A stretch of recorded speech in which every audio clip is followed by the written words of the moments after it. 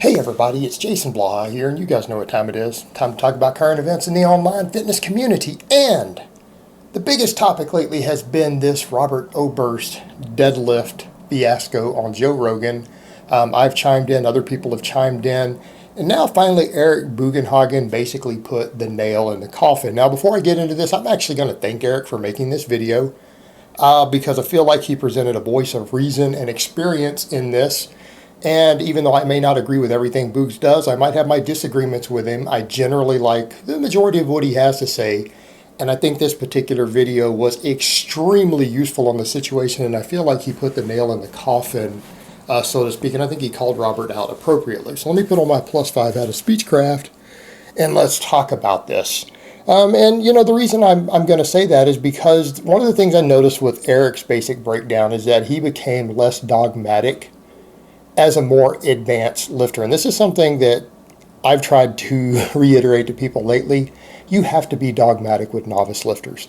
The vast majority of people out there are novice lifters. And I mean the overwhelming vast majority of you listening out there on YouTube Fitness are probably still novices, at least 80% of you.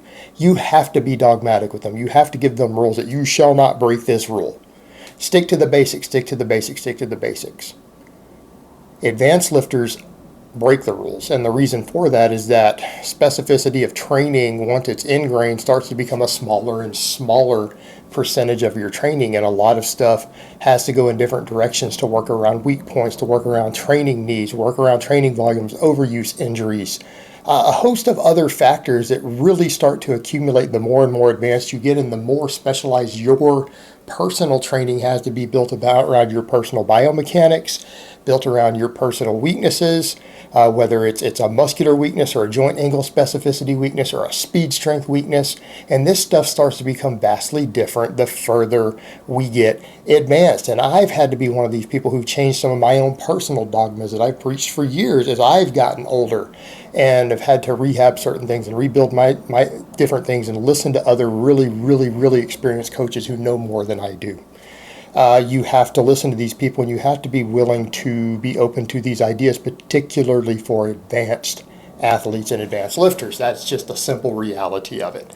And Eric basically broke that down, and he said that it was more or less, it was harmful to the community for someone on such a massive platform to make generic statements like, well, power clean's good, deadlifts bad, without really specifying what sort of cleans or deadlifts. And Eric broke down his own experience, and we said that before. Eric was a Division I athlete. He's now doing basically pro wrestling, so as he said, in theory, that makes him a pro athlete. I'll go ahead and say, Eric, I'll agree with that. We can call it an entertainer and athlete. I'll say basically you're performing acts of athleticism in a professional environment with a contract. I'll say that makes you a professional athlete. I think that's actually a reasonable description. I think that's reasonable. But he was a D1 athlete. All right, and again, when you look at the scholarship system and the collegiate system here in the United States, D1 athletes are basically elite athletes. They're usually elite athletes already, so he already had that qualification. He's gone through his own strength and conditioning programs, done strength and conditioning coaching, competed in these different sports, and you know, his own experiences. As he said, power cleans is something that they use. He did use that in the D1, but you know what? He felt like it doesn't get appropriate coaching, it doesn't get appropriate teaching, and used incorrectly, a normal barbell power clean is more dangerous than a deadlift. It only brings a limited amount to the table unless you really master it, and the years that it takes to master it is pretty extreme, you know. And that's kind of the problem we run into, is that a lot of us, we might use this stuff as a muscle clean, and then you see the people who are Olympic guys come and freak out on you because they think that you have to perform it perfectly. Well, for strength and conditioning, that's not the case. It's not necessary. But he comes over to the point of, let's talk about injuries versus what it brings to the table. That in his experience, he got bigger and stronger when he started deadlifting and quit power cleaning. And the same thing with people that he's coached. And he said that what do they do now in his professional environment? Now in pro wrestling, they don't power clean, and they do a hell of a lot of deadlifts and deadlift variations, right? And that's his experience. So he's kind of saying, no, you're just flat wrong. You're flat wrong. And we start looking at the learning curve of it. It is simply easier to learn a deadlift than it is clean of any type. Now, he brought in the point that there are other cleans that require less skill, and therefore you can get a lot of the benefits of the clean. He said a kettlebell clean, a sandbag clean. All of these things are going to bring a lot more to the table because you get the benefits of cleaning without the steep, very long learning curve to get there. And then you can do different deadlift variations. And that's kind of the direction I've been going, and I've been trying to tell people lately. Look, there's different deadlift variations we can do. And that's something I've had to personally change on. And he brought those the very same points up. Some of the stuff I've been reiterating, and he's basing this on his own experience. He's obviously not getting it from me. So I don't want anyone to think that I'm implying in any way that Eric got that from me, because he hasn't.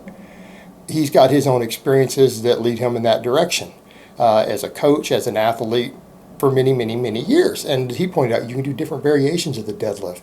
You can do sumo deadlifts. You can do trap bar deadlifts. And here's the thing.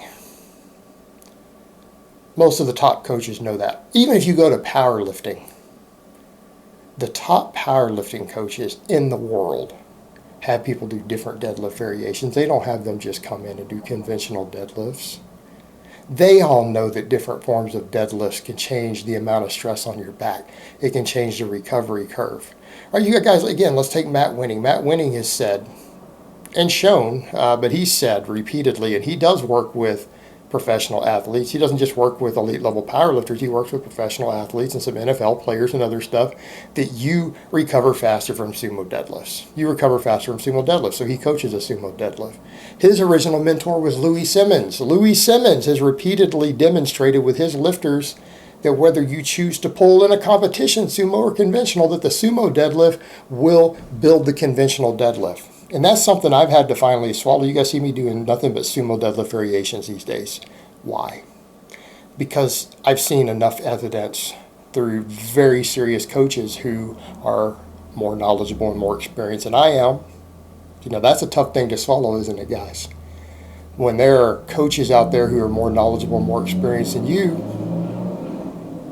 who repeatedly demonstrate a fact with their athletes, at a certain point you have to say, you know what, they're right. That's a hard pill to swallow, isn't it? Sometimes you got to swallow your pride. I've had to do it.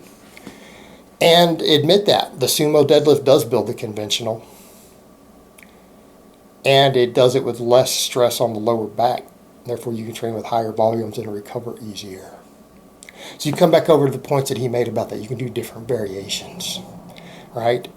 You can do different variations. If you have an athlete who is worried about shear on the lower spine, on the lumbar region, there are deadlift variations that let you get around that, and they're still deadlifts. And when you think about it, you can custom tailor the deadlift. I mean, if we're going to talk about deadlifts, okay, fine. For certain populations, the conventional normal deadlift might be a less than ideal lift. I'll concede that point. But there's some sort of deadlift variation they can do that will fit the programming, because you have to have a heavy hip hinge, right? If you are going to get as strong as possible and as jacked as possible and as athletic as possible as your genetics and frame allow you to be, you have to do a heavy hip hinge of some type or multiple types. It is an absolute requirement. And while the power clean is a hip hinge, it's not going to be heavy enough to build your maximum development. You've got to get some sort of heavy pull in like that. You're going to have to find a variation that works. Now, people say, well, what do you mean? Well, in my case, how many different variations of the sumo deadlift do you guys see me do right now? All right, you see me do sumo deadlift. You guys see me deficit sumo deadlift on plates. You see me deficit deadlift against chains. You see me sumo deadlift with chains, sumo deadlift with bands, both max effort work and speed work. That's a lot of deadlift variations. You can totally change the strength curves. You can change those things to suit your individual training needs. Incidentally, top-level strength and conditioning coaches do the same thing with professional athletes. They rotate through different deadlift variations. They use things like chains, things like bands, things like changing the heights, whether it's to create a deficit or to, again, create like a low block pull. Using mats, blocks, things like that. They adjust the height based upon their lifter's need, their joint angle specificities, amount of backgrounding. They change stances, do different variations, do different things to change the strength curve to suit the needs of the athlete. But if we're going to say deadlifts, that's going to basically be all heavy hip hinges off the floor. It's going to be a deadlift pulled from a dead stop. those are all deadlift variations. There's going to be 1 or 2 or 3 of them that is going to be ideal for your individual strength and conditioning needs, and you're going to need to do it.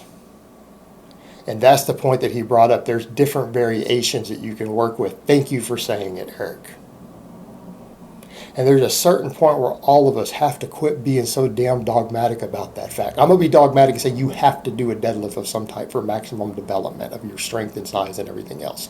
Basically what Eric is saying. I'm going to agree with that. We don't have to be so dogmatic about it must be the conventional deadlift with a normal barbell. No, there's other variations we can do to change stressors. But you're going to need to do something. And you're going to need to do something that's a full range of motion. Right? So I'm glad Eric chimed in. Actually, his video was the most well-reasoned and most experienced out of the ones I've seen on it so far. So I actually appreciate him making it. Alright guys, but that's really all I have to say on that today. I hope it's been informative, and I will talk to you guys next time.